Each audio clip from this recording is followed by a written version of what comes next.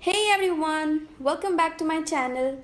So here we are with the first part of the chapter, Animal Kingdom. So without wasting time, let's get started with the chapter. When you look around, you will observe different animals with different structures and forms. As over a million species of animals have been described till now, the need for classification becomes all the more important. The classification also helps in assigning a systematic position to newly described species. Basis of classification.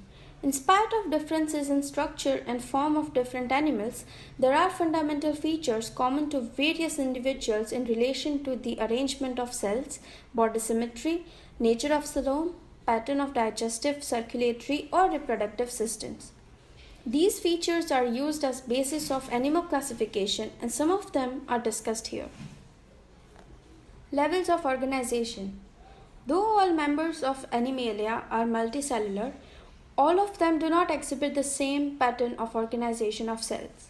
For example, in sponges, the cells are arranged as loose aggregates, that is, they exhibit cellular level of organization. Some division of labor, that is, activities, occurs among the cells. In coelentrates, the arrangement of cells is more complex. Here, the cells performing the same function are arranged into tissues, hence called tissue level of organization. A still higher level of organization, that is, organ level, is exhibited by members of platyhelminths and other higher phyla, where tissues are grouped together to form organs, each specialized for a particular function. In animals like annelids, arthropods, mollusks, echinoderms, and chordates, organs have associated to form functional systems, each system concerned with a specific physiological function. This pattern is called organ system level of organization. Organ systems is different groups of animals exhibit various pattern of complexities.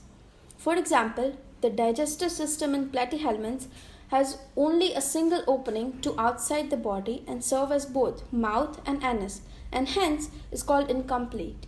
A complete digestive system has two openings, mouth and anus. Similarly, the circulatory system may be of two types. Open type, in which the blood is pumped out of the heart and the cells in the tissue are directly bathed in it, and closed type, in which the blood is circulated through a series of vessels of varying diameters, that is, arteries, veins, and capillaries. Symmetry. Animals can be categorized on the basis of their symmetry. Sponges are mostly asymmetrical, that is, any plane that passes through the center does not divide them into equal halves. When any plane passing through the center axis of the body divides the organism into two identical halves, this is called the radial symmetry. Coelentrates, ctenophores, and echinoderms have this kind of body plan. Animals like annelids, arthropods, etc., where the body can be divided into identical left and right halves in only one plane, exhibit bilateral symmetry. Diploblastic and triploblastic organization. Animals in which the cells are arranged in two embryonic layers, an external ectoderm and an internal endoderm, are called diploblastic animals. Example, coelentrates. An undifferentiated layer, mesoglia, is present in between the ectoderm and the endoderm. Those animals in which the developing embryo has third germinal layer, mesoderm, in between the ectoderm and the endoderm are called triploblastic animals. That are from platyhelminths to chordates. Coelom. Presence or absence of cavity between the body wall and the gut wall is very important in classification. The body cavity, which is lined by mesoderm, is called coelom. Animals possessing coelom are called coelomates. Example, annelids, mollusks, arthropods, echinoderms, hemichordates, and chordates. In some animals, the body cavity is not lined by mesoderm. Instead, the mesoderm is present as scattered pouches in between the ectoderm and endoderm. Such body cavities is called pseudocoelom, and the animals possessing them are called pseudocoelomates. Examples, escarpments. And the animals in which body cavity is absent are called acoelomates. Example, platyhelminths. Segmentation. In some animals, the body is externally and internally divided into segments with a serial repetition of at least some organs. For example, in earthworm, the body shows this pattern called metameric segmentation, and the phenomenon is known as metamerism. Notochord. Notochord is a mesodermally derived rod-like structure formed on the dorsal side during embryonic development in some animals. Animals with notochord are called chordids, and those animals which do not form this structure are called non-chordids. Example, Porifera to echinoderms. Classification of animals. The broad classification of Animalia based on common fundamental features as mentioned in the preceding sections is given in figure 4.4. Phylum Porifera. Members of this phylum are commonly known as sponges. They are generally marine and mostly asymmetrical animals.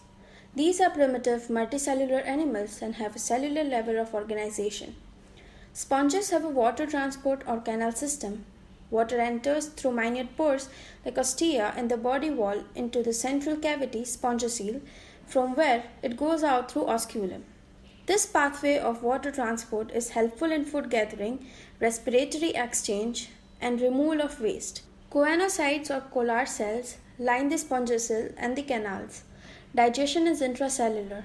The body is supported by a skeleton made up of spicules or spongin fibers. Sexes are not separate, that is, they are hermaphrodite. That is, eggs and sperms are produced by the same individual.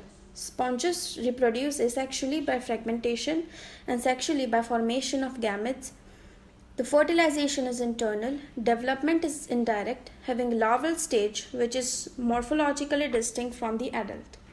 Examples could be Cycon or Scypha, Spongilia, that is freshwater sponge, and Euspongia, that is bath sponge. Phylum Coelenterata. They are aquatic, mostly marine, sessile or free-swimming, radially symmetrical animals. The name Cnidaria is given from cnidoblast or cnidocytes, which contain the stinging capsules or nematocytes present on the tentacles and the body. Cnidoblasts are usually used for anchorage, defense, and for the capture of prey. Cnidarians exhibit tissue level of organization and are diploblastic. They have a central gastrovascular cavity with a single opening, mouth, on hypostome. Digestion is extracellular and intracellular. Some of the cnidarians, example corals, have skeleton composed of calcium carbonate. Cnidarians exhibit two basic body forms called polyp and medusa. The former is sessile and cylindrical form like hydra, adamsia, etc., whereas the latter is umbrella shaped and free swimming like aurelia or jellyfish. Those cnidarians which exist in both forms exhibit alteration of generation, that is metagenesis, that is, polyps forms medusa asexually and medusa forms polyps sexually. Examples, Physalia, that is Portuguese man of war, Adamsia, sea anemone, Penitula, that is sea pen, Gorgonia, sea fan, and Meandrina, that is brain coral. Phylum Ctenophora. Ctenophores, commonly known as sea walnuts or comb jellies, are exclusively marine, radially symmetrical, diploblastic organisms with tissue level of organization. The body bears 8 external rows of ciliated comb plates which helps in locomotion. Digestion is both extracellular and intracellular. Bioluminescence, that is the property of living organism to emit light, is well marked in ctenophores. Sexes are not separate. Reproduction takes place only by sexual means. Fertilization is external with indirect development. Examples could be Pleurobrachia and Ctenoplana. Phylum Platyhelminths. They have dorsoventrally flattened body, hence are called flatworms. These are mostly endoparasites found in animals including human beings. Flatworms are bilaterally symmetrical, triploblastic and acoelomate animals with organ level of organization. The hooks and suckers are present in parasitic forms. Some of them absorb nutrients from the host directly through their body surface. Specialized cells called flame cells helps in osmoregulation and excretion. Sexes are not separate. Fertilization is internal and development is through many larval stages. Some members like Planaria possess high regeneration capacity. Examples could be Taenia, that is stepworm, and Fasciola, that is liver fluke. Phylum Aschelminths. The body of Aschelminths is circular in cross-section, hence the name roundworms. They may be free living, aquatic and terrestrial, or parasitic in plants and animals. Roundworms have organ system level of body organization. They are bilaterally symmetrical, triploblastic, and pseudocoelomate animals. The alimentary canal is complete with well developed muscular pharynx. An excretory tube removes the body waste from the body cavity through the excretory pore. Sexes are separate, that is dioecious, that is male and female are distinct. Often females are longer than males. Fertilization is internal and development may be direct or indirect. Examples could be Ascaris, that is roundworm, Wuchereria, that is filaria worm, and Xylostoma, that is hookworm. Phylum Annelida. They may be aquatic or terrestrial, free living, and sometimes parasitic. They exhibit organ system level of body organization and bilateral symmetry. They are triploblastic, metamerically segmented, and coelomate animals. Their body surface is distinctly marked out into the segments or metamers, and hence the phylum name Annelida. They possess longitudinal and circular muscles which helps in locomotion. Aquatic annelids like Nereis possess lateral appendages, parapodia, which helps in swimming. A closed circulatory system is present. Nephridia that helps in osmoregulation and excretion. Neural system consists of paired ganglia connected by the lateral nerves to a double ventral nerve cord. Nereis, an aquatic form, is dioecious, but earthworm and leeches are monoecious.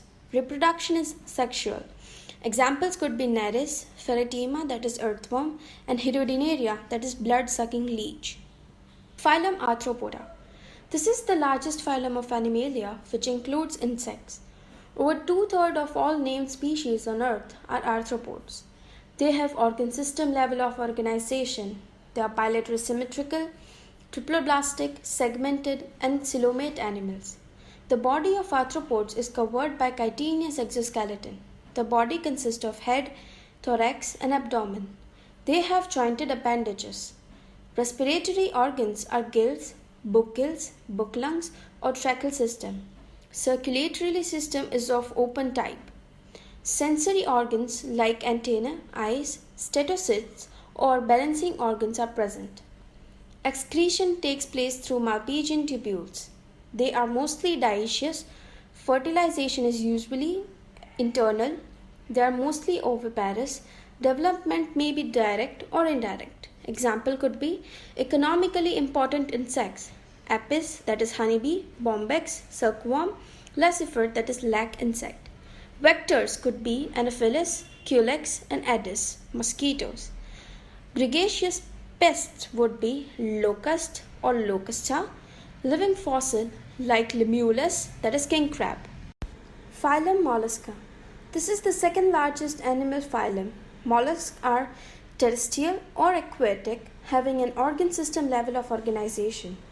They are bilaterally symmetrical, triploblastic, and coelomate animals.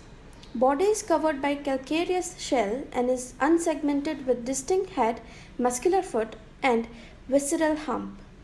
A soft and spongy layer of skin forms the mantle over the visceral hump. The space between the hump and the mantle is called the mantle cavity, in which feather-like gills are present. They have respiratory and excretory functions. The anterior head region has sensory tentacles. The mouth contains a file-like rasping organ for feeding called radula. They are usually dioecious and oviparous with indirect development.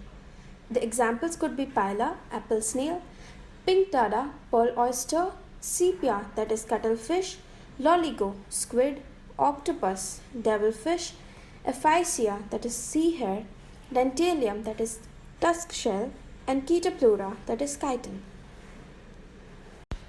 Phylum Echinodermata. These animals have an endoskeleton of calcareous ossicles and hence the name Echinodermata, that is spiny bodied. All are marine with organ system level of organization. The adult echinoderms are radially symmetrical, but larvae are bilaterally symmetrical. They are triploblastic and coelomate animals. Digestive system is complete with mouth on the lower ventral side and anus on the upper dorsal side. The most distinctive feature of echinoderms is the presence of water vascular system which helps in locomotion, capture and transport of food and respiration. An excretory system is absent, sexes are separate, reproduction is sexual, fertilization is usually external, development is indirect with free swimming larvae. Example could be Asterias, that is starfish, Echinus, that is sea urchin, Antedon, that is sea lily, Cucumeria, that is sea cucumber, and Ophiura, that is brittle star. Phylum Hemichordata.